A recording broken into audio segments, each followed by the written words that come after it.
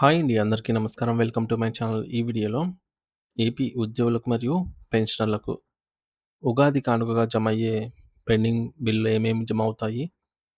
ఏమేమి విడుదల కాబోతున్నాయనే సమాచారాన్నయితే వీడియోలో తెలుసుకుందాము. వీడియో అయితే ఎక్కడే గాని స్కిప్ చేయకుండా ఎండ్ వరకు చూసేయండి. అప్పుడే ఇన్ఫర్మేషన్ పూర్తిగా అర్థమవుతుంది. అలాగే వీడియో చూస్తున్న ప్రతి ఒక్కరు వీడియోకైతే లైక్ చేయండి ఫ్రెండ్స్. ఈ వీడియోని తోటి ఉద్యోగ, పెన్షనర్ మిత్రులతో అయితే షేర్ చేయండి. కొత్తగా మన ఛానల్ చూస్తున్నవారు ఇంకా ఎవరైనా సబ్స్క్రైబ్ చేసుకున్నట్లయితే వెంటనే మన ఛానల్‌ని సబ్స్క్రైబ్ చేసుకోండి. సో, దీని ద్వారా నేను చేసే లేటెస్ట్ వీడియోస్ అన్నీ మీ వరకు రీచ్ అవుతాయి. ఇక ఆలస్యం చేయకుండా వివరాల్లోకైతే వెళ్ళిపోదాము. సో, ఫ్రెండ్స్ ఇక విషయానికొచ్చినట్లయితే ఆంధ్రప్రదేశ్ రాష్ట్ర వ్యాప్తంగా వివిధ ప్రభుత్వ విభాగాల్లో అహర్నిశలు పనిచేసినటువంటి ఉద్యోగులకు మరియు పెన్షనర్లకు కీలక అప్డేట్ అండి. ఏంటంటే, ఆంధ్రప్రదేశ్ ప్రభుత్వ ఉద్యోగ పెన్షనర్లకు పెండింగ్ బకాయిల చెల్లింపులపై ప్రభుత్వం ప్రత్యేక చర్యలు తీసుకునే అవకాశం అయితే బలంగా కనిపిస్తోంది. ఎందుకంటే, మనం రీసెంట్‌గా చూస్తూనే ఉన్నాము. ఉద్యోగ మరియు పెన్షనర్లకు సంబంధించి చాలామంది గూడా అసంతృప్తితో ఉన్నారనమాట. వారికి రావాల్సిన బకాయిలు గూడా మొన్న 2018 నాటి డీఏ ఎరియర్స్ 3 విడతల్లో జమ కావాల్సినవి జమ కాకపోవడంతో సో, వారంతా ఆగ్రహంతో ఉన్నారు. అలాగే ఆహ్, ఏపీ జేఏసీ అధ్యక్షులు విద్యాసాగర్ గారు గూడా త్వరలోనే రాష్ట్రంలోని 300 పేరు పొందినటువంటి 300 ఉద్యోగ సంఘాలతో అయితే చర్చించనున్నారనమాట. ఈ పెండింగ్ బిల్లులకు సంబంధించినటువంటి అంశం కోసమే. కాబట్టి ఈ నేపథ్యంలో సో, ఉద్యమ బాట గూడా పట్టే అవకాశం ఉన్న నేపథ్యంలో ప్రభుత్వము ఆలోచించి సో, అంతవరకు తెచ్చుకోకుండా ఉద్యోగులకు సంబంధించి ఉగాది కానుకగా ప్రకటించబోయే కొన్ని పెండింగ్ బిల్లులు ఏమైతే అవకాశం ఉందో అవి చూద్దాము. సో, గత కొన్నేళ్లుగా పేరుకుపోయిన బకాయిల భారాన్ని తగ్గించుకునేందుకు ప్రణాళికాబద్ధంగా చర్యలు అయితే తీసుకుంటోంది ప్రభుత్వము. సో, గతంలో ఏవేవి ఇవ్వాల్సి ఉంది, ఏం పెండింగ్ ఉన్నాయి, సో, వేటిని చేర్చాలి, ఇప్పుడు చెల్లించాలని జెప్పేసి కసరత్తు ప్రారంభించింది.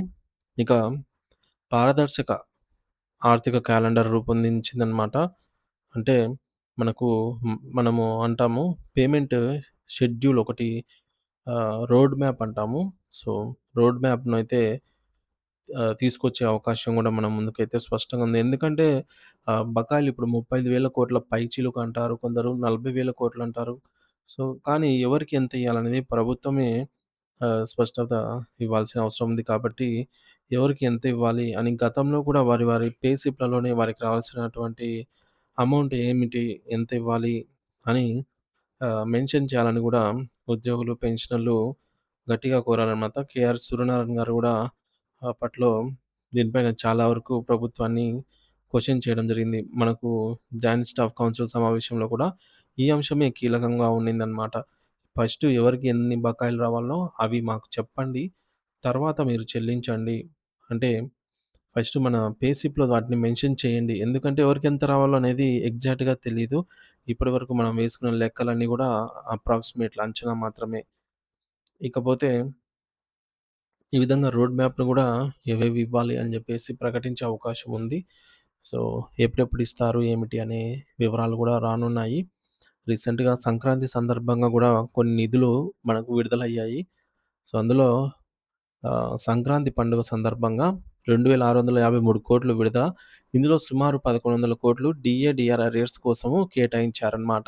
అవి కూడా పూర్తి స్థాయిలో అయితే జమ కాలేదు. కొన్ని రిజెక్ట్ అయ్యాయి. కొన్ని అప్పటి పెన్షనర్స్‌కి కొంతమంది ఆహ్, లేరు. వారికి రిజెక్ట్ అయిపోయాయి. కొంతమంది అకౌంట్స్ క్లోజ్ అయిపోయాయి. ఈ విధంగా వివిధ కారణాల చేత సబ్మిట్ చేయలేకపోయామని చెప్పేసో వారికి కేటాయించిన నిధులు గూడా వారికి అందలేదు. సో, 2018 నుండి పెండింగ్‌లో ఉన్న కొన్ని బకాయిలు క్లియర్ చేయడం అయితే ఇంకా జరుగుతూనే ఉంది. ఇక సీఎఫ్ఎంఎస్ సాంకేతిక కారణాల వల్ల ఇది ఆలస్యం అవుతోంది అని జెప్తున్నారు. కానీ ఆలస్యం అనేది ఇంకా ఈ మార్చి నెలలో చెల్లింపులకు ఖచ్చితంగా చెల్లింపులు జరుగుతాయని జెప్పేసి హామీ ఇవ్వడం జరిగింది ప్రభుత్వము.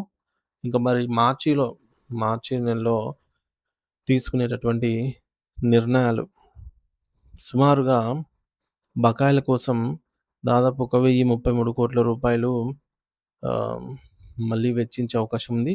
మనకు గత సంవత్సరం లాస్ట్ ఇయర్ గూడా ఈ యొక్క బకాయిలకు సంబంధించి అమౌంట్ అయితే 62,000,00,00,000 ప్యాకేజీలో భాగంగా ఉద్యోగుల పాత బకాయిల కోసం కొంత నిధులైతే కేటాయించారనమాట. అదేవిధంగా ఇప్పుడు గూడా ఆహ్, చెల్లింపులు చేయాలి. గతంలో ఎక్కువగా ఏపీజీఎల్ఐ మరియు జీపీఎఫ్ క్లెయిమ్స్‌కే ఇచ్చారు. అవి వాటి వల్ల తక్షణ ఆర్థిక ఉపశమనం ఏమీ లభించలేదు. ఎందుకంటే అవి ఉద్యోగులు, పెన్షన్‌లు వారు దాచుకున్న అమౌంటే కాబట్టి వాటికి సంబంధించిన ఇన్‌స్టాంట్ రిలీఫ్ అనేదేది లేదు. కాకపోతే ఇప్పుడు కొద్దిగా డీఏలు విడుదల కావడంతో ఊరట లభించింది. కానీ మనకింకా ప్రకటించాల్సిన డీఏలు 4 అయితే ఉన్నాయి పెండింగ్‌లో అవి. ఇకపోతే నెలవారీ బకాయిల చెల్లింపు విధానం. గతంలో మనకు ప్రతి నెల కొంత అమౌంట్ పెండింగ్ బిల్లులకు కేటాయిస్తాము అని జెప్పేసి గూడా వార్తలొచ్చాయి. ప్రభుత్వం సైడ్ నుంచి ఈ విధంగా ఎవ్రీ మంతు పెండింగ్ బిల్లుల కోసమే కొంత అమౌంట్‌ను కేటాయించబోతోంది ప్రభుత్వము. సో, ఈ విధంగా ప్రణాళిక వేసుకొని కూటమి ప్రభుత్వం అధికారంలో ఉన్న ఈ మిగిలిన ఈ 3 సంవత్సరాలు గావచ్చు, మొత్తం టోటల్ 5 ఏళ్లలో పూర్తి బకాయిలను చెల్లించే ప్రణాళిక వేసుకుందని కూడా మనకు గతంలో తాజా వార్తలు ప్రభుత్వం సైడ్ నుంచి వెలువడ్డాయన్నమాట. సో, ఆ విధంగా చూసుకున్న ప్రతి నెల సుమారు 700,00,00,000 కేటాయింపులు జరిగితేనే పూర్తి స్థాయిలో ఈ బిల్లులు క్లియర్ అవుతాయని చెప్పవచ్చు. మరి బకాయిల క్లియరెన్స్‌లో ఉద్యోగుల్లో విశ్వాసం కూడా పెరుగుతుంది. ఈ విధంగా ప్రతి నెల ప్రభుత్వం గనక కొంత అమౌంట్‌ను ఇస్తూ వస్తూ ఉంటే ఉద్యోగులలో, పెన్షనర్‌లో ఈ యొక్క నమ్మకం గూడా పెరుగుతుంది ప్రభుత్వం మీద. ఇక భారీ పెండింగ్ బకాయిల అంచనాలు కూడా ఈ విధంగా అయితే ఉన్నాయి ఫ్రెండ్స్. ఉద్యోగ సంఘాల అంచనాల ప్రకారంగా మొత్తం పెండింగ్ అమౌంట్ వచ్చేసి రూ. 40,000,00,00,000. ఇది అధికారిక లెక్క కాదు. ఆడిట్ లెక్కలైతే కాదు. ఆడిట్ లెక్కలు రావాల్సి ఉంది. ప్రభుత్వ నివేదిక సమర్పించాల్సి ఉందనమాట. అంటే ప్రభుత్వ నివేదిక ప్రకారంగా ఎవరికెంత రావాలి అనేది ఎగ్జాక్ట్‌గా మనకు తెలుస్తుంది. ఇక ఈ ఉగాది కానుకపై అన్నీ గూడా ఆశలన్నీ ఉగాది కానుక పైనే ఉన్నాయి. కనీసం మనకిప్పుడు పెండింగ్‌లో ఉన్న డీఏలలో 1 లేదా 2 డీఏలను విడుదల చేయాలనైతే ఉన్నాయన్నమాట. సో, ప్రభుత్వం కూడా ఇంగా విడుదల చేయాల్సిన అమౌంట్‌లలో రీసెంట్‌గా ఒక డీఏను ప్రకటించిన ప్రభుత్వం, ఇప్పుడు మరొక డీఏ 1 లేదా 2 డీఏలను ప్రకటించాల్సి అవసరం ఎంతైనా ఉంది. సో, ఇవి రావచ్చు. అలాగే ఎర్న్‌డ్ లీవ్ సరెండర్స్ డీఏ బకాయిలు ఎవరికైతే మన సంక్రాంతి సందర్భంగా జమ కాలేదో వారికి మొత్తం క్లియర్ అవ్వాలి. సో, డీఏ బకాయిలు, అలాగే డీఏ ప్రకటనలు, ELs earned leaves surrender amount, 11 PRC బకాయిలు వీటిపైనే చెల్లింపుల ఈ చెల్లింపులపై అయితే జరగాల్సి ఉంది. ఉద్యోగ పెన్షనర్స్ ఆశాభావం వ్యక్తం చేస్తున్నారనమాట. ఇవి వెంటనే రిలీజ్ అవ్వాలని. ఇక 12వ పీఆర్‌సీ ఇక విడుదల చేయాల్సిన వాటిలో అతి ముఖ్యమైనది 12వ పీఆర్‌సీ లేదా ఇంటీరియం రిలీఫ్ మధ్యంతర భృతి. సో, దీనిపై అయితే కీలక ఊహాగానాలున్నాయన్నమాట. ఖచ్చితంగా ఐఆర్ వస్తుంది ఈసారి ఉగాది కానుకగా లేదా ఉగాది సందర్భంగా ఐఆర్ ఖచ్చితంగా ఇస్తారు. లేదంటే పీఆర్‌సీ నివేదికైనా ఆహ్, కమిషన్ నియమిస్తారని జెప్పేసి గూడా వార్తలొస్తూ ఉన్నాయి. ఇక మనకు ఈ నెల 24వ తేదీన క్యాబినెట్ అయితే ఉండబోతోంది ఫ్రెండ్స్. క్యాబినెట్ భేటీ. సో, ఈ క్యాబినెట్ భేటీ అత్యంత కీలకం కానుంది. సో, ఈ నెల 24వ తేదీన జరగబోయే క్యాబినెట్ సమావేశం పైనే అందరి దృష్టి ఉంది. ఎందుకంటే మనకు తర్వాత ఉగాది, రంజాన్ లాంటి పండుగలైతే వస్తూ ఉన్నాయి కాబట్టి. సో, ఎంత మొత్తం విడుదల చేయాలి? ఎంత మొత్తం విడుదల చేస్తే ఆర్థికంగా ఎంత భారం పడుతుంది? అనే ఈ యొక్క వివరాలన్నీ గూడా క్యాబినెట్ ద్వారా చర్చించుకొని ఉద్యోగులకు మేలు చేసే అవకాశం ఎక్కువగా కనిపిస్తోంది. మరి ఈ క్యాబినెట్‌లో ఉద్యోగులకు సంబంధించి పెండింగ్ బిల్లులకు సంబంధించి ఏ ఏ అంశాలు ఆమోదించబడతాయి? పీఆర్‌సీ ఇస్తారా? లేదా ఐఆర్ ఇస్తారా? పెండింగ్‌లో ఉన్న డీఏ బకాయిలు ఇస్తారా? ఎర్న్డ్ లీవ్స్, సరెండర్ లీవ్స్ ఇవి వీటన్నిటిలో వేటికి ఆమోద ముద్ర లభించనుంది అన్నది సమావేశం తర్వాతే మనకు స్పష్టమై స్పష్టమవుతుంది అని క్లియర్‌గా అర్థమవుతుంది. సో, మొత్తంగా చెప్పాలంటే ప్రభుత్వం దశల వారీగా వేల కోట్ల రూపాయల బకాయిలను విడుదల చేస్తూ ఉద్యోగులు మరియు పెన్షనర్ల ఆర్థిక భరోసా పెంచుతూనే ఉంది.